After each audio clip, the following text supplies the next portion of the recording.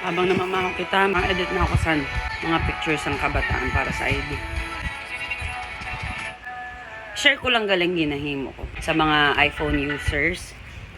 Ambot lang ko ni gusto ni sa Android. Tapos, di ba kaipuhan sa ID is white background or kung nanon background na required. Pero sa amon kay white lang.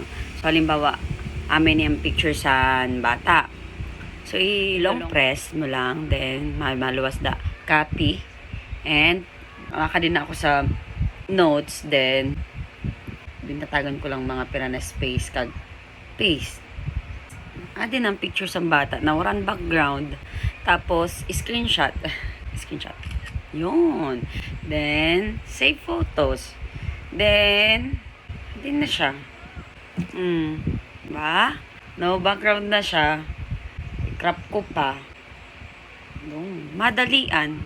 So, kung akong picture sa bata na white background. Diba? I-adjust na lang sana pagbutang dito sa diba?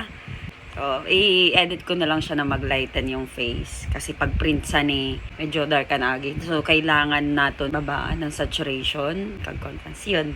Tip for today. So, edit na ako habang nag-account.